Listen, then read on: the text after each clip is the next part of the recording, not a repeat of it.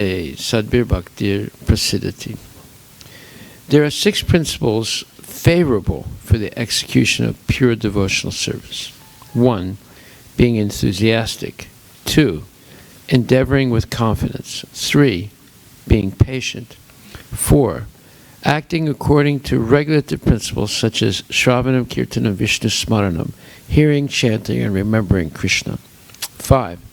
Abandoning the association of non-devotees. And 6.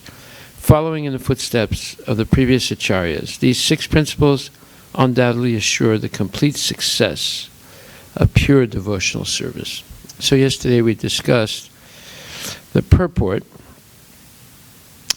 and in the purport it says that devotional service is not a matter of sentimental speculation or imaginative ecstasy.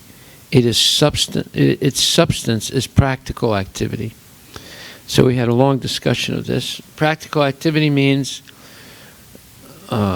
regulated devotional service executed with intelligence and remaining steadfast, not wavering, sticking to the schedule every day, and being patient.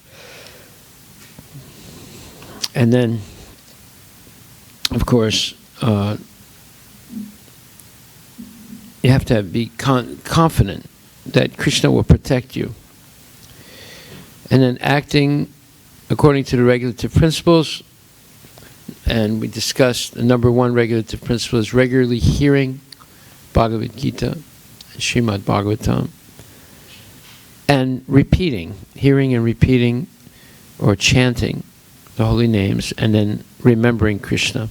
If we regularly hear and repeat, then we can remember without any difficulty. And then acting according to the regulative principles, yes, and then abandoning the association of non-devotees and following in the footsteps of the previous acharyas. So these are the 6 principles that assure the complete success of pure devotional service.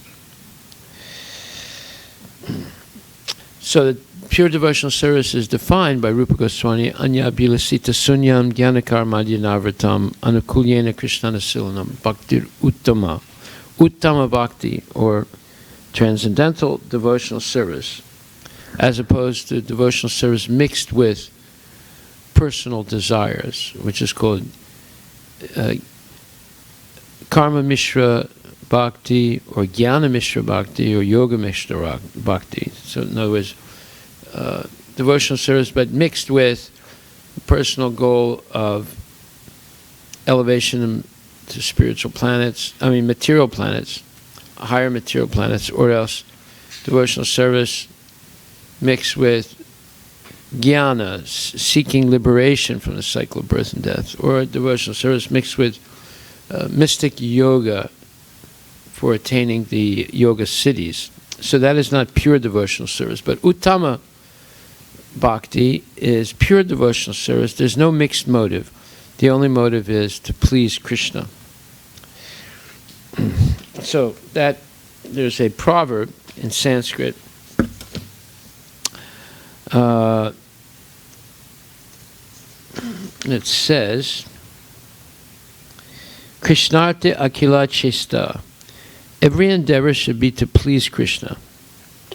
That means accepting all kinds of responsibilities to please the Lord. Krishnarte akila chesta. And avaishya rakshibe Krishna vishasya palana. Surrender means to have complete faith that Krishna will give protection to the devotee. So these are guiding principles. Avaishya rakshibe Krishna vishasya palana.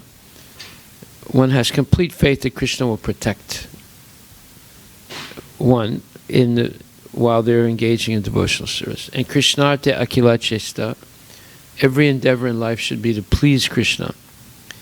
And that means accepting all kinds of responsibilities with the goal of pleasing the Lord. Okay, so So the definition of pure devotional service is, 1, it should be rendered to please the Lord. 2, there should be no personal motive. The only motive should be to please the Lord. 3, one should not seek any material advantage through devotional service. And 4, it should be free of, no, there shouldn't be any impersonalism involved, or any selfish desires. Impersonalism means thinking that God is not a person, that we can attain the same state of God by merging into Brahman.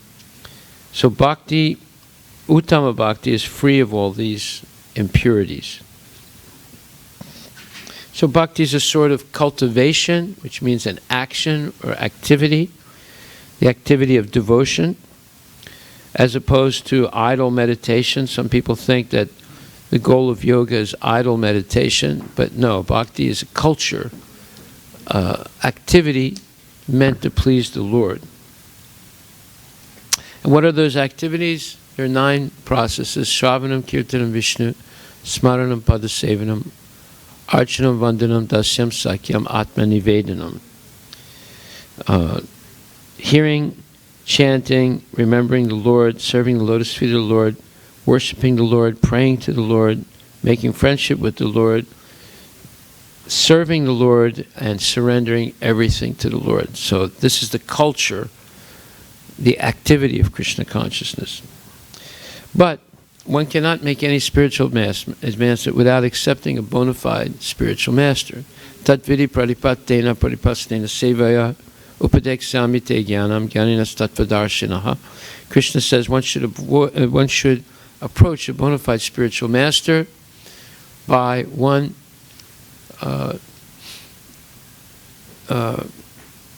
with a submissive attitude, asking significant questions, and offering service. Then a favorable atmosphere is created by which there can be an exchange of questions and answers. And then tadviganartam sagurum vivabhikachet samit pranisotriam brahmanistam. One must approach a bona fide spiritual master in disciplic succession. And who is a bona fide spiritual master? One who has heard from a bona fide spiritual master and who follows the teaching with great faith and determination.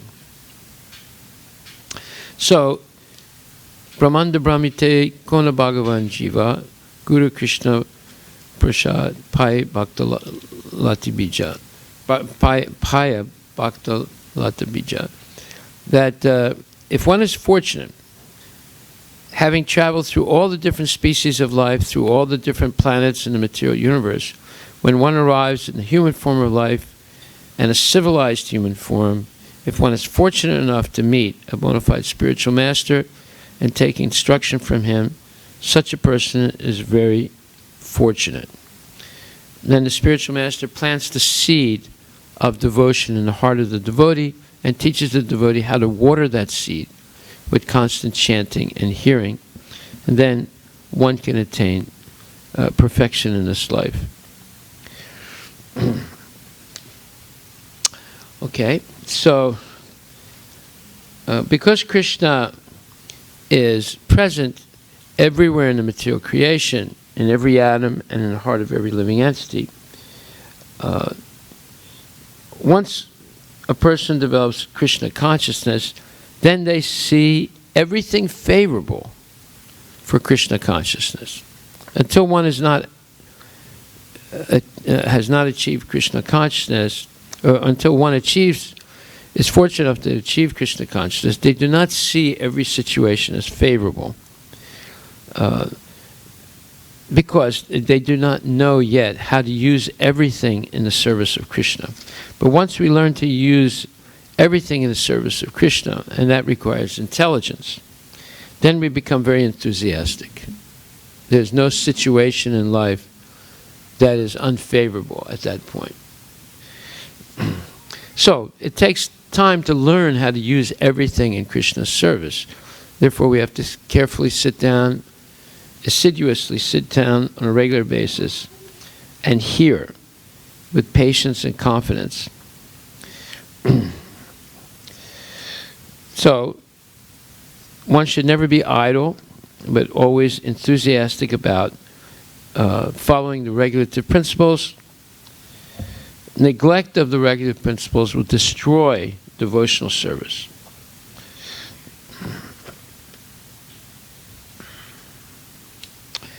And the way we recognize a Vaishnava is the fact that they strictly avoid the association of non-devotees. Associating with non-devotees is like drinking poison. Well, what does it mean by associating? It means intimately associating. Working with coworkers or going to school with other students and things like that. That's not intimately associating. That's in a professional or formal context. But intimately associating is something different, where we actually become very close friends with a person who is addicted to sense gratification. That is like drinking poison. Okay, so then, yesterday, we were reading Ya Nisa Sarvabhutanam Yasyam Tasyam Jagrati Samyami Yasyam Jagrati Bhutani Sanisa Pasyato Mune. What is night for all beings is a time of awakening for the self-control. And a time of awakening for all beings is night for the introspective sage. So one time I was with Prabhupada, sitting next to him, and in a taxi in Paris, and I asked him, what does this verse mean? This particular verse, 2nd chapter, 69th verse. And he began to smile. And he said, when the karmis, or the materialists, see the devotees, they are laughing. They're thinking, oh, look how they're wasting their life chanting and dancing in the streets instead of working and making money and having a professional life. And when the devotees see the karmis, or the materialists, they are laughing. They're saying, oh, just see how they're wasting their life, always worrying about making money and where and what is their next sense gratification, and so forth. So Prabhupada says, when they see us, they are laughing. When we see them, we are laughing. He said, but our laugh is best. And then he went on to explain how devotees are following the Sankirtan movement of Lord Chaitanya Mahaprabhu. Lord Chaitanya Mahaprabhu is acting in the mood of Madhurya Rasa, of intimate love, devotion for Krishna, in the mood of the gopis. One who begins to taste the nectar of chanting and speaking about Krishna, distributing books, distributing prasadam, they begin to taste nectar in this life. And of course, 14th chapter, 20th verse, Bhagavad Gita says, Gunam itam atityachen dehi deha samudbhavam janma mrityu jara dukar vimukto amritam asnate. When the embodied being is able to transcend these three modes associated with the material body, he can become free from birth and death, old age, and their distresses, and can enjoy nectar even in this life. So Prabhupada was explaining how the devotees actually are tasting the nectar of Krishna consciousness. They're by engaging in devotional service sincerely and 24 hours a day, using their mind to think about Krishna and how to improve their service and so forth, and how to preach, then they're actually tasting nectar, even though they're in this material world. They're in the material world, but they're not in the material world. The material world means using the senses for sense gratification. The spiritual world means using the senses, the mind, intelligence to please Krishna. So if we're using our senses, mind, and intelligence to please Krishna, we're no longer in the material world, even though physically we might be here. How can one? That's why when Advaita Acharya addressed Lord Krishna, Lord Chaitanya, he said, "Wherever you are, my Lord, that is Vrindavan," because the devotees know how to create the Vrindavan atmosphere wherever they go. Just like the temple is like Vrindavan.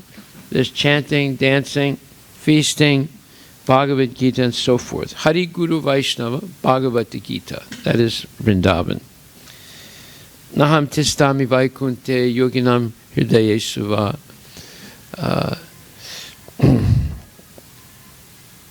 So, Lord Narayana explains to Narada Muni, Naham tistami vaikunte. I'm not in Vaikuntha, nor am I in the hearts of the devotees, of the yogis.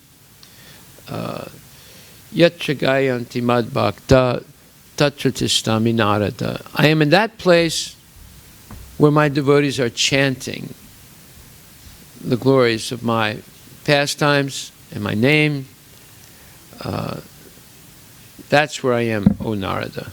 So when the devotees are on Sankirtan, or even in the temple, when they're chanting, congregational chanting, and sincerely chanting, Krishna is present. It can be anywhere. It can be in the forest, it can be North Pole, South Pole, wherever. That place is non-different than Vaikuntha or Goloka Vrindavan, because Krishna is present when the devotees are sincerely chanting his holy names. So, therefore, Advaita Acharya told Lord Chaitanya, wherever you are, that is Vrindavan. And there's a purport in the Bhagavad Gita, let me see if I can find it, where Prabhupada explains that wherever the devotees are, they can create the Vrindavan atmosphere. Let me just see if I find it right away.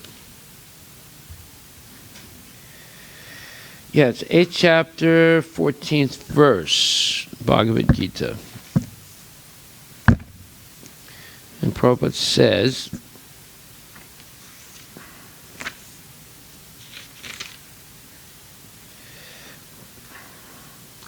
the special qualification of the pure devotee is that he is always thinking of Krishna without deviation and without considering the time or place. There should be no impediments. He should be able to carry out his service anywhere and at any time. Some say that the devotee should remain in holy places like Vrindavana or some holy town where the Lord lived. But a pure devotee can live anywhere and create the atmosphere of Vrindavana by his devotional service. It was Shri Advaita who told Lord Chaitanya, wherever you are, O Lord, there is Vrindavana. So there you are. Ananya Cheta Satatan Yomam Smarati Nitya Saha Tasyaham Sulabha Partha Nitya Yuktasya Yogina. For one who always remembers me without deviation, I am easy to obtain, O son of Pritha, because of his constant engagement in devotional service. So Prabhupada was saying that our laugh is best, because we know the materialists are actually wasting their time. When the devotees wake up in the morning, the materialists are just coming back after spending a whole night in a nightclub, blowing smoke into each other's faces, drinking, and doing all kinds of nonsense. And they're going to sleep. The devotees are waking up and going to Mangal Arati. And when the devotees are going to sleep, the karmis are going out to the nightclubs and the bars and so forth. So, Prabhupada says, engagement in the devotional service of the Lord is the life and soul of the living entity.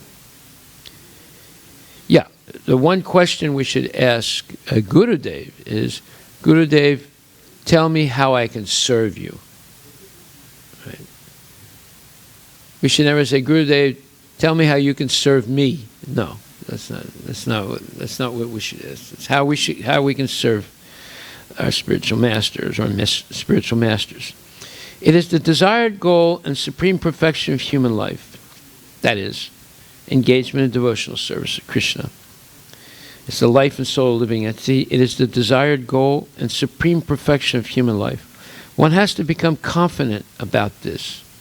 And one also has to be confident that all activities other than devotional service, such as mental speculation, fruitive work, or mystic endeavor, will never yield any enduring benefit. Complete confidence in the path of devotional service will enable one to attain his desired goal. But attempting to follow other paths will only succeed in making one restless. So that's a good point. People are restless. They're always looking for new challenges. Why? Well, mental disturbance is caused by not having a final goal in life. This is explained in the 4th chapter of Bhagavad Gita, where it says, anyway, not having a final goal means somebody wants to be a lawyer, somebody wants to be a doctor, someone wants to be an Indian chief, somebody wants to be a taxi driver. People change their vocations in life. People change their goals in life very easily.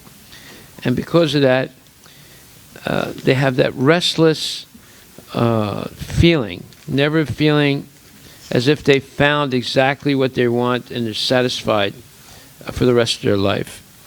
So therefore,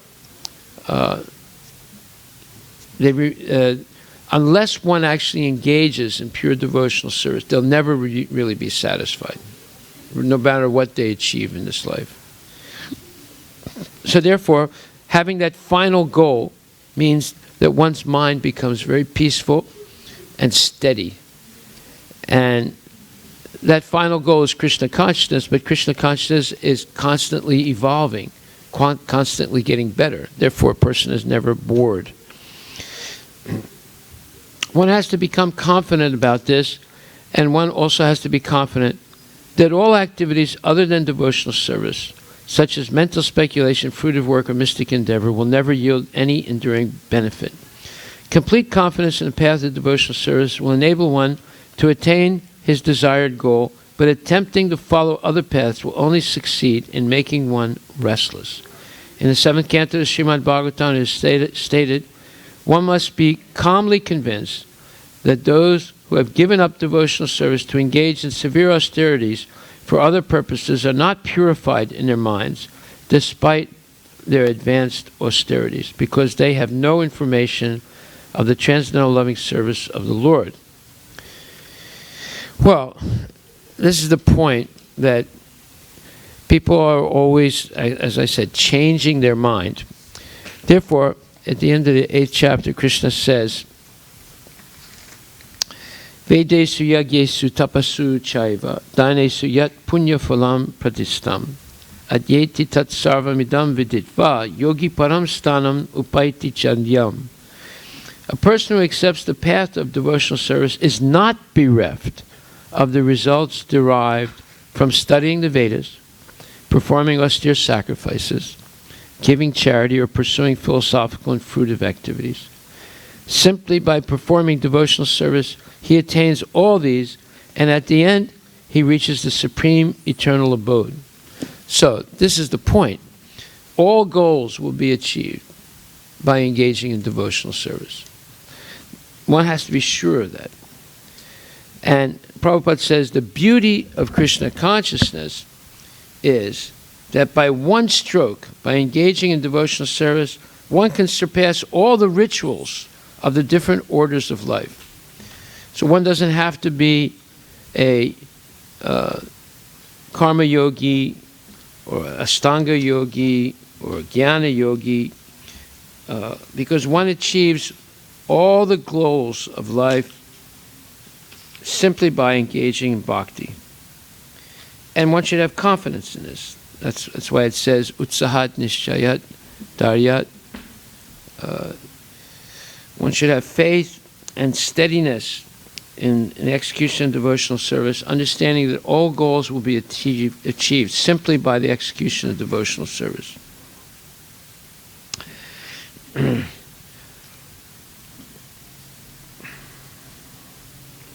Okay, then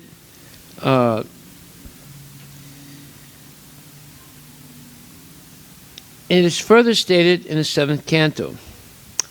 Although mental speculators and fruitive actors may perform great austerities and penances, they still fall down because they do not have information about the lotus feet of the Lord. The devotees of the Lord, however, never fall down. In the Bhagavad Gita 9:31, the Supreme Personality of Godhead assures Arjuna, Konteya pratijanihi name bhakta pranasyati. O son of Kunti, declare it boldly that my devotee never perishes. Again, in Bhagavad Gita 2:40, Krishna says, Nahabhikrama nastosti pratijayo navidyate, swalpam apiyasya dharmasya chayate mahato bhayat. In this endeavor, in other words, in devotional service, there is no loss or diminution. And a little advancement on this path can protect one from the most dangerous type of fear. What is the most dangerous type of fear? That is, that one will take birth as an animal in the next life. Devotional service is so pure and perfect that once having begun, one is forcibly dragged to ultimate success. Notice it says, forcibly dragged. Dragged by who? Dragged by Krishna and Guru to ultimate success. Sometimes a person will give up his ordinary material engagements and out of sentiment take shelter of the lotus feet of the Supreme Lord and thus begin the preliminary execution of devotional service. Even if such an immature devotee falls down, there's no loss on his part. On the other hand, what is the gain of one who executes the prescribed duties according to his varna and ashrama, but does not take the devotional service? Although a fallen devotee may take his next birth in a low family, his devotional service will nonetheless resume from where he left off in the previous life. Devotional service is a haituki, a pratihata. It is not the effect of any mundane cause, nor can it be terminated by any mundane cause or permanently curtailed by any material interruption. A haituki means causeless, a pratihata means unending.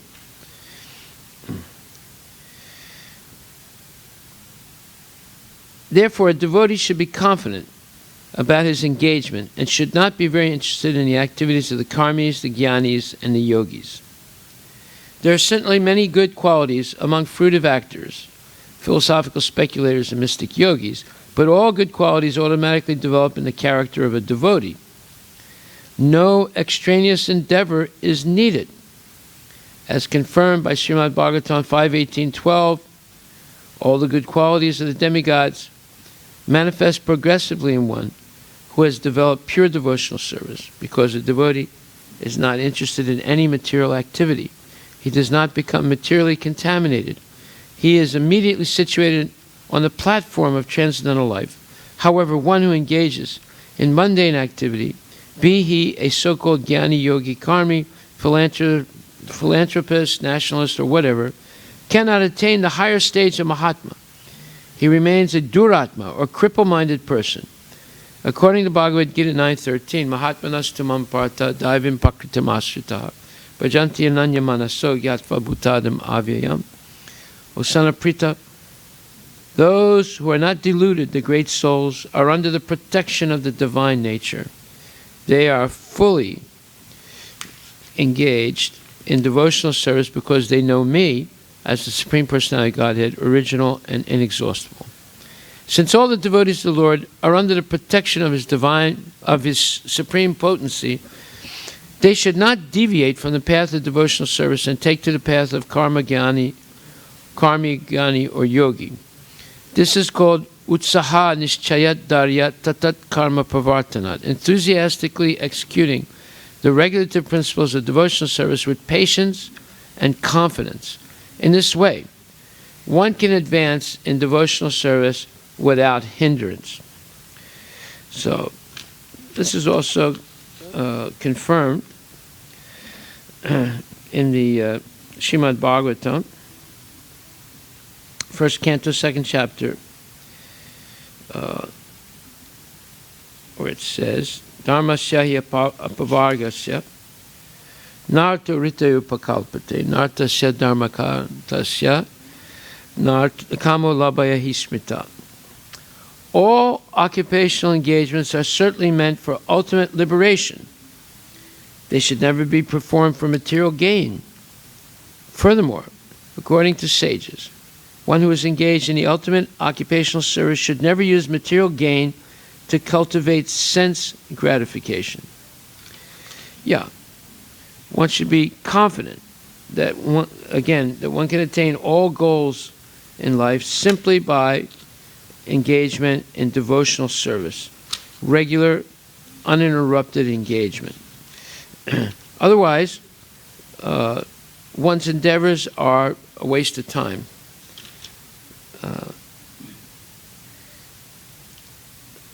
Shrama eva hi kevalam. If one engages in spiritual activities, but for a material purpose, all their activities are a waste of time. The only purpose should be to please Krishna. Okay, so therefore, as Prabhupada says, the beauty of Krishna consciousness is that by one stroke, by engaging in devotional service, one can surpass all the rituals of the different orders of life. Therefore, Krishna also explains later on in the Bhagavad Gita, the 11th chapter, he says that mat karma krin mat paramo, or naham vedar na tapasa na dane na chejaya sakya evam vido darastum justavam asimam yata. He tells Arjuna, the form you are seeing with your transcendental eyes cannot be understood simply by studying the Vedas, nor by undergoing serious penances, nor by charity, nor by worship. It is not by these means that one can see me as I am. So, Krishna first appeared before his parents Devaki and Vasudeva in a four-handed form, and then he transformed himself into a two-handed form. So there's a mystery about this, and it's very difficult to understand for those who are atheists or who are devoid of devotional service. For the scholars who simply study the Vedic literature by way of grammatical knowledge, or say academic study, Krishna is not possible to understand. He can't be understood by persons who officially go to the temple to offer worship. They make their visit, but they cannot understand Krishna as he is. Krishna can be understood only through the path of devotional service, as explained by Krishna himself. Bhaktya tvananyaya sakya ham evam vidurijana gyatum drastum chatatvena pravestum cha parantapa. He tells Arjuna, O Arjuna, it's only by undivided devotional service can I be understood as I am, standing before you, and can thus be seen directly. Only in this way can you enter into the mysteries of my understanding. So oftentimes people become attracted to other forms of yoga, thinking that they are, let's say, beneficial. But in reality, it doesn't really help a person go back to Godhead. They stay in the material world. No yoga is successful without bhakti yoga.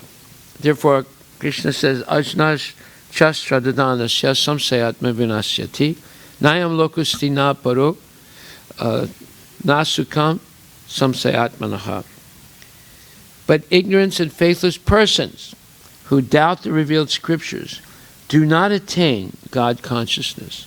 They fall down. For the doubting soul, there is happiness neither in this world nor the next.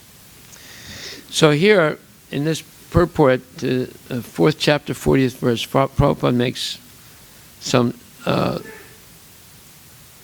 remarkable points. He says, out of many standard and authoritative revealed scriptures, Bhagavad Gita is the best.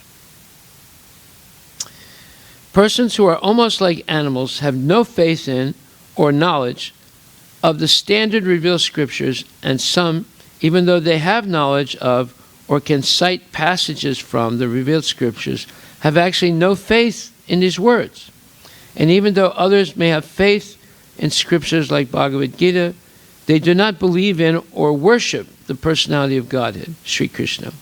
Such persons cannot have any standing in Krishna consciousness. They fall down. Out of all the above-mentioned persons, those who have no faith and are always doubtful make no progress at all. Men without faith in God and His revealed word find no good in this world nor in the next. For them, there is no happiness whatsoever. One should therefore follow the principles of revealed scriptures with faith, and thereby be raised to the platform of knowledge. So this is a good point. Faith always precedes knowledge. Most people think it's the opposite, that one develops knowledge and then they develop faith. That's not true. One first has faith and then they have knowledge. Like, for example, let's say you go down to the Air India ticket office and you buy a ticket to go to India. Do you know if that plane will land safely? Let's say you're going to Bombay. Do you know when you buy the ticket that it will land safely? It will not crash? What's the answer? Huh? No, but do you know? Do you know? No, you don't know. You have faith. When you put your money in the bank, do you have faith that you'll get it back whenever you want it? But you don't know for sure. Like in Greece and in Iceland, the bank stopped giving money out for a long period of time. People couldn't get their money out, right? So they had an economic crisis. And when there's a big run on a bank, because people have some fear, the banks will lock the doors and not give any more money out.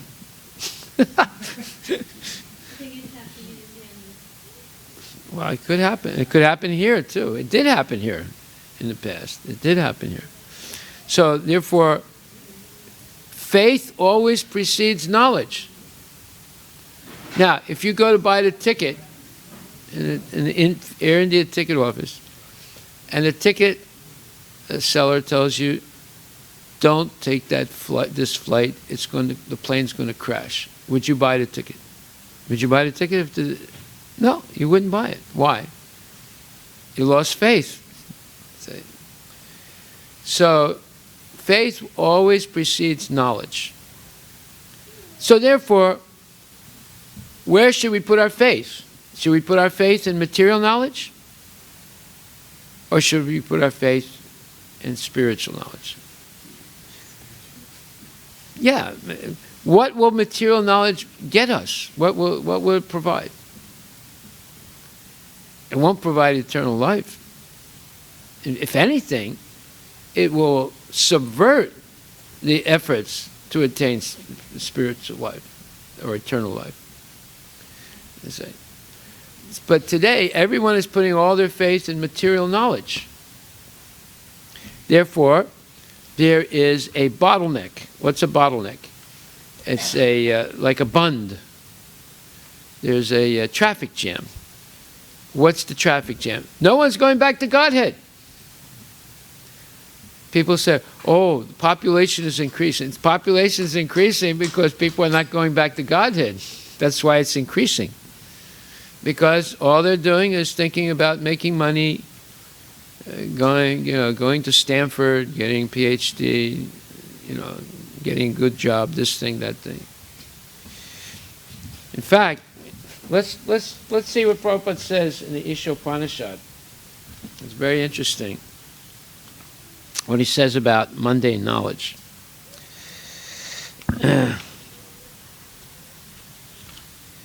He says,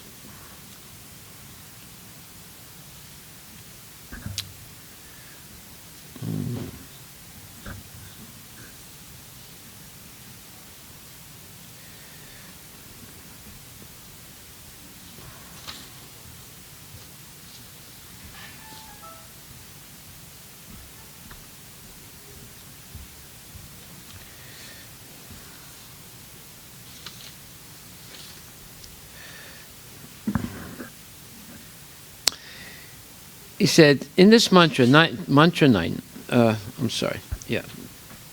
he says, this mantra, Andam tamaha pravisanti ye vidyam upasite, tato bhuyaya vateta moyayu vidyayam rataha. Those who engage in a culture of nescient or ignorant activity shall enter into the darkest region of ignorance. Worse still are those engaged in a culture of so-called knowledge. This mantra offers a comparative study of vidya and avidya. Vidya meaning knowledge, and avidya meaning ignorance.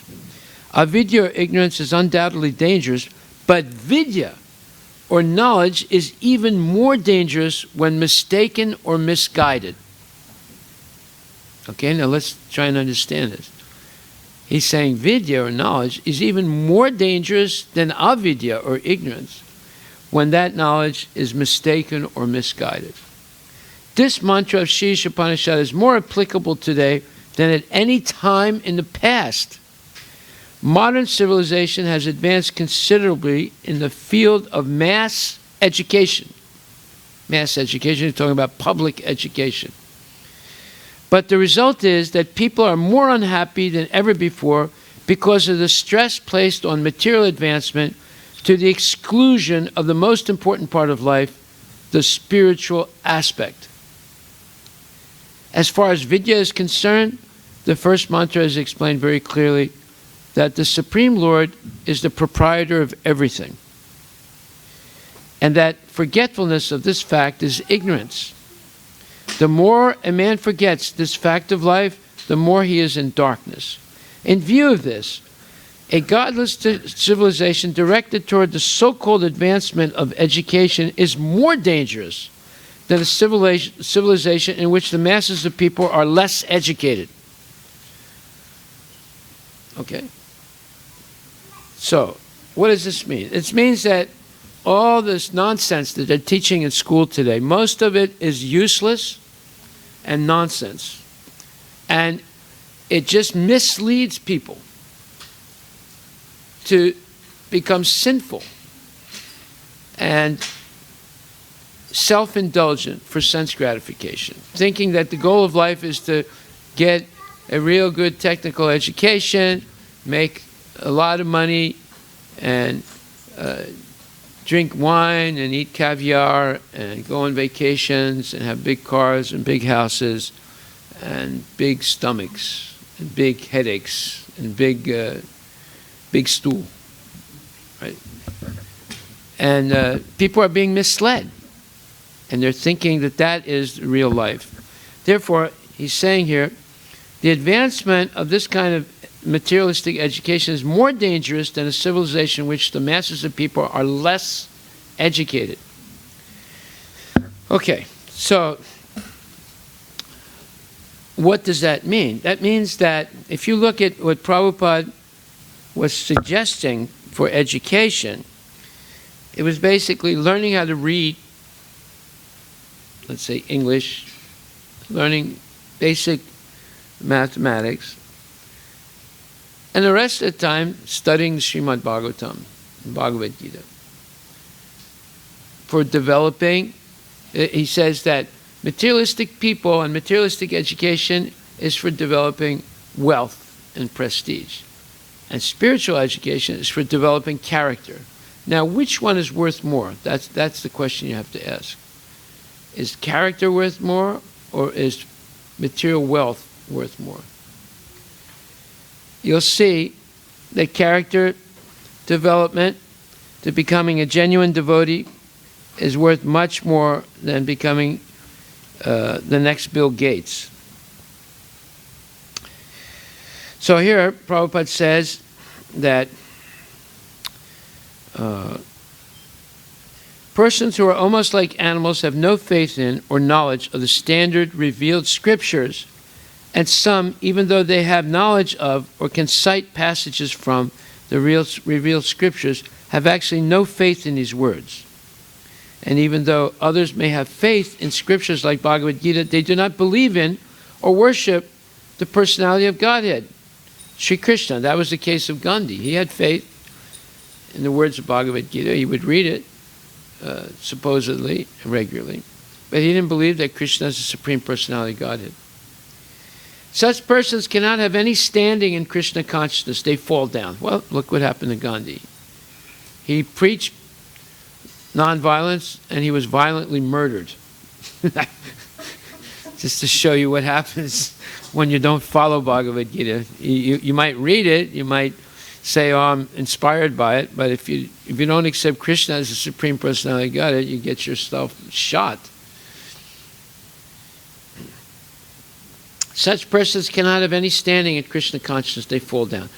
Out of all the above-mentioned persons, those who have no faith and are always doubtful make no progress at all. Men without faith in God and His revealed word find no good in this world nor in the next. For them, there is no happiness whatsoever. One should therefore follow the principles of revealed scriptures with faith and thereby be raised to the platform of knowledge. Now, this can apply to devotees also. Devotees know Bhagavad Gita, they chant Hare Krishna, but if they don't have faith in the words of Krishna, they have no standing in devotional service. And it's very possible to know Bhagavad Gita, chant Hare Krishna, but not really have faith. See, the position of a devotee is determined by how much faith they have. So, unless one has complete faith that by reading Bhagavad Gita, one can achieve all goals in life, they will be attracted to other things, even though they know Bhagavad Gita and they chant Hare Krishna. But they don't have that staunch faith. The position of a devotee is determined by how much faith they have. In fact, later on in this Nectar of Instruction, there's a long description of this in Mantra 5, Text 5.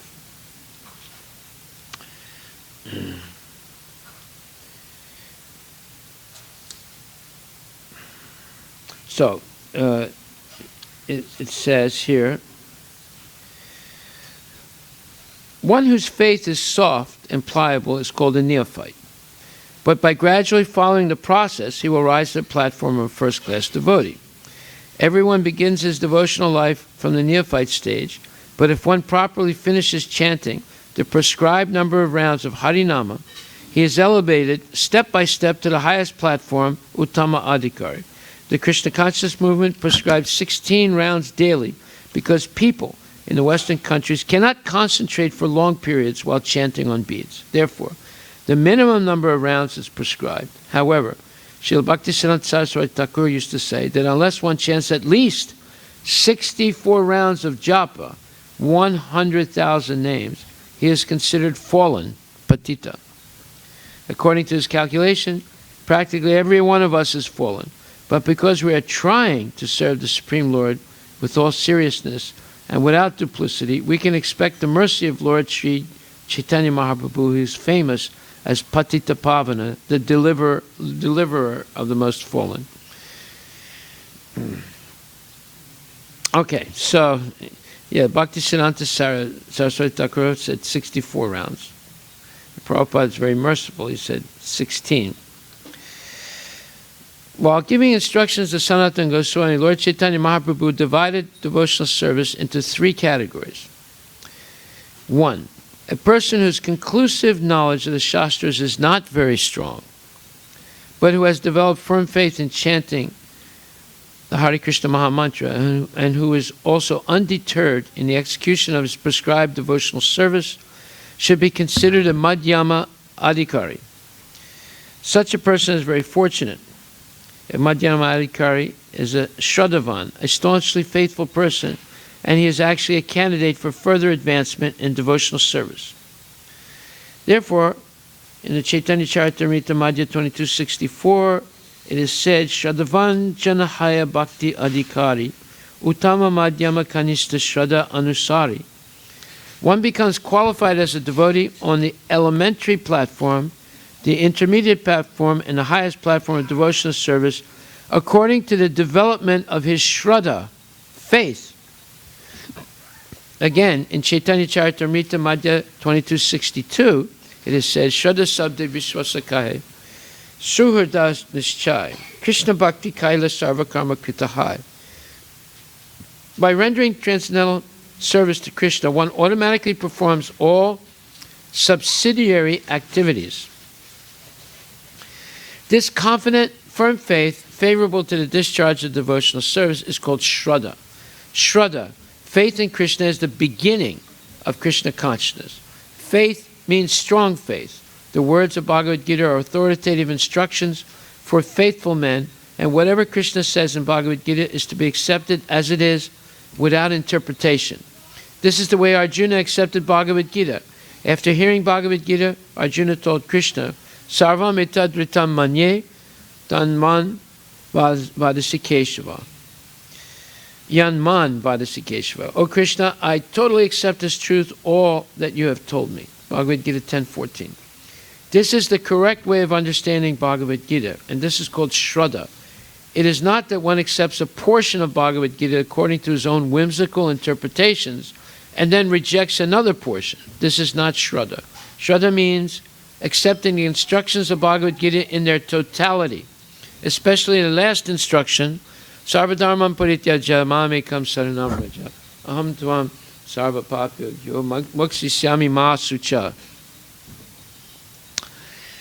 Abandon all varieties of religion and just surrender unto me. Bhagavad Gita 1866. When one becomes completely faithful in regard to this instruction, one's strong faith becomes the basis for advancing in spiritual life. So we can see most if not all of us are Kanishta Adhikaris. Our faith is weak. Our understanding of Shastra is not so great. Therefore, we become easily illusioned, easily confused, easily disturbed. And because of a lack of faith, we divert our attention from Bhagavad Gita and spiritual instruction to mundane subjects very easily. And we believe in mundane material education as the route or the path to salvation, and it is not. Definitely not. When one fully engages in chanting the Hare Krishna Maha Mantra, he gradually realizes his own spiritual identity. Unless one faithfully chants the Hare Krishna mantra, Krishna does not reveal himself. Sevon mukhe jiva ado swayam eva spuratyada. It's only by using the tongue in Krishna's service, by chanting Hare Krishna and tasting prasadam, that Krishna will eventually reveal himself to the devotees. We cannot realize the Supreme Personality of Godhead by any artificial means. We must engage faithfully in the service of the Lord. Such service begins with the tongue, Sevon Mukhehi Jivado, which means that we should always chant the holy names of the Lord and accept Krishna Prasada. We should not chant or accept anything else. When this process is faithfully followed, the Supreme Lord reveals himself to the devotee. So, what do we want revealed to us? Do we want revealed, what? A big fat 401k? Or do we want Krishna to be revealed to us? You have to choose what you want. You can't have both. Therefore, in the Bible it says, either you serve God or you serve the devil. You can't serve them both. You can't say, oh, half the time I'll do this, half the time that. No, it doesn't work. It's either or. Because as soon as you stop serving Krishna, immediately you start serving Maya. Maya is always looking for even a pinprick of space to enter into your life. We cannot realize the Supreme Personality of Godhead by any artificial means. We must engage faithfully in the service of the Lord. Such service begins with the tongue, which means that we should always chant the holy names of the Lord and accept Krishna Prasada. We should not chant or accept anything else. When this process is faithfully followed, the Supreme Lord reveals himself to the devotee. When a person realizes himself to be the eternal servitor of Krishna, he loses interest in everything but Krishna's service. Always thinking of Krishna, devising means by which to spread the holy name of Krishna, he understands that his only business is in spreading the Krishna consciousness movement all over the world. Such a person is to be recognized as an Uttama Adhikari, and his association should be immediately accepted according to the 6 processes: Tadati Pratikrinanti Guyam Akyati Pritshati Bhokte Bhojayate Chaiva Sadvida Pratilakshanam. Indeed, the advanced Uttama Adhikari Vaishnava devotee should be accepted as a spiritual master. Everything one possesses should be offered to him, for it is enjoined that one should deliver whatever he has to the spiritual master. The brahmachari in particular is supposed to beg alms from others and offer them to the spiritual master. However, one should not imitate the behavior of an advanced devotee or Mahabhagavat without being self-realized, for by such imitation one will eventually become degraded. Okay, so what we read was that Shadavan Janahaya Bhakti Adhikari Uttama Madhyama Kanista Shada Anusari. One becomes qualified as a devotee on the elementary platform, the intermediate platform, and the highest platform, a devotional service, according to the development of his shraddha, or faith. So, we can judge ourselves. There are two criterions. Criterion 1, we can judge how much advancement we're making by how much we're attracted to sense gratification or not attracted to it. If we're still attracted, then we have not made too much advancement. If we're not attracted at all, then we actually have made some advancement. And secondly, we can judge our advancement by how much faith we have in following Prabhupada's instructions. Meaning how faithfully we follow those instructions. So, for example, back in 1967, 68, Prabhupada said, when the United States was advertising they went to the moon, he said, I don't think they went to the moon.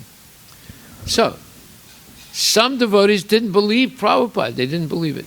They fell down. Those devotees who believed Prabhupada, even though they couldn't understand because they were watching on television the moon landing, right? Was it actually the real moon landing? No, it wasn't. But because they saw it on television, they thought they believed it. But even though it seemed real, they still believed Prabhupada. Well, that was 1968. So today's what? 2016. So that's 48 years, 50 years later. Have they gone to the moon? No. If they went in 1968, how come they haven't gone back again? Right? In 1968, they were advertising that by the mid-70s, Pan American Airlines would have flights to the moon. There were real estate agents in New York and Chicago already planning on selling plots of land on the moon. In fact, you could have been one of those, real estate agents. Has anyone bought any plots of land on the moon? No. Has Pan Am, and Pan Am went bankrupt, by the way. You see, the whole thing was a hoax, a gigantic hoax, you know. But still, some people believe it's true.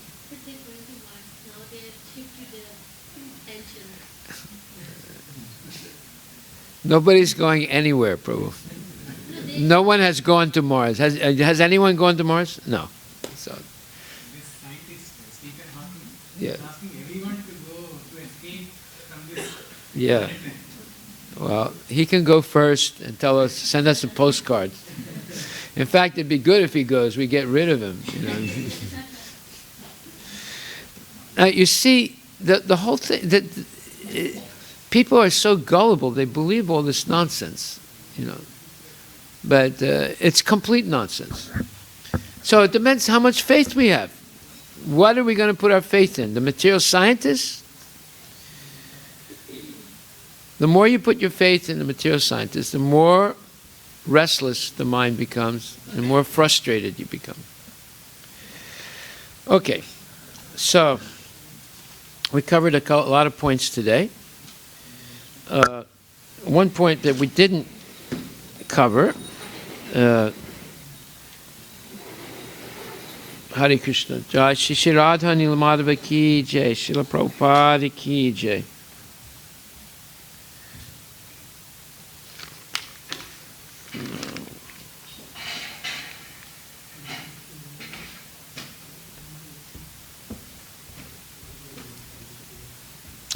Okay, in the 10th chapter, 15th verse, Prabhupada makes a very important point, and he says,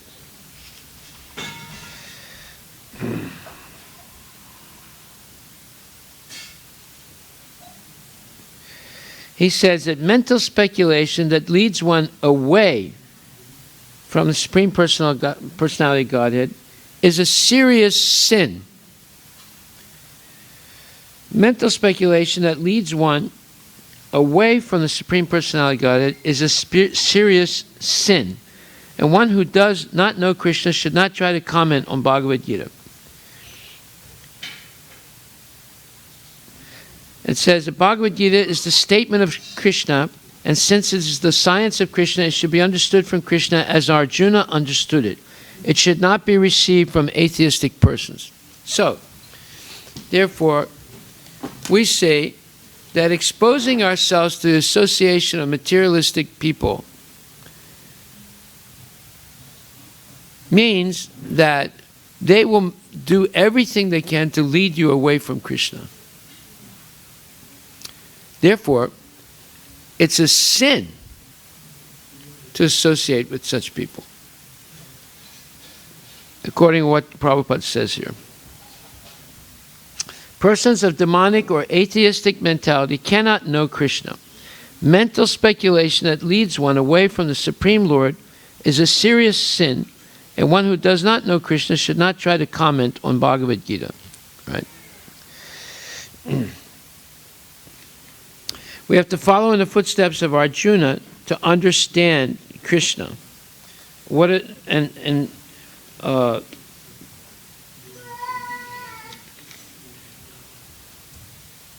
Okay, so we'll stop right there. Yeah, so, the last point that I wanted to make, and then we'll stop. The 2nd chapter, 66th verse, Prabhupada explains, Nasta buddhira yuktasya nacha yutaksa bhavana nacha bhavyatak santasya kutasukam. One who is not connected with the Supreme in Krishna consciousness can have neither transcendental intelligence nor a steady mind, without which there's no possibility of peace, and how can there be any happiness without peace?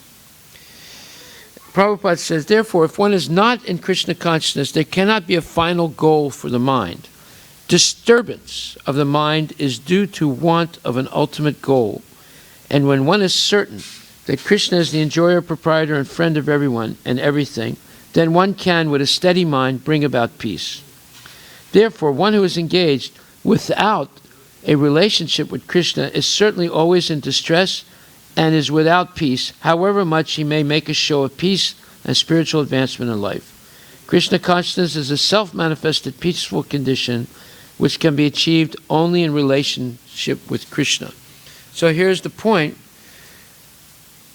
If one is not in Krishna consciousness, there cannot be a final goal for the mind, and disturbance to the mind is due to want of an ultimate goal. So associating with materialistic people will lead to disturbance of the mind, because they will always try and lead you away from Krishna, because they have no faith in Krishna. Okay, so we'll stop there. We covered all the points. Hare Krishna. All glories to Srila Prabhupada.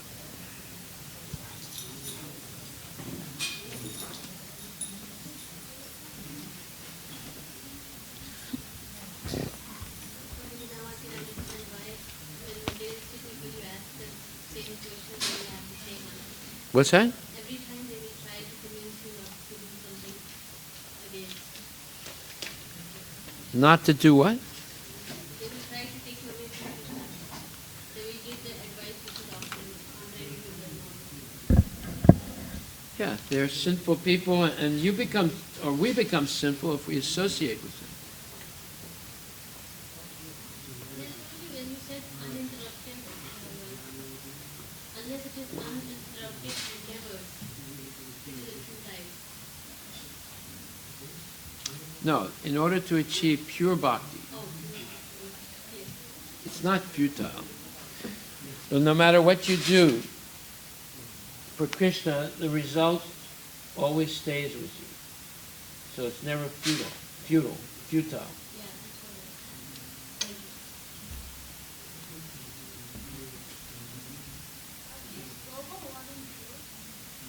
Is it? No.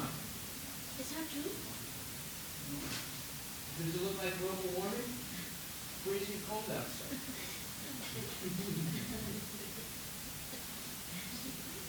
You know how cold it is in Chicago right now? Minus 35 degrees. Minus 35? In Chicago, the United States, minus 35. Does it sound like global warming?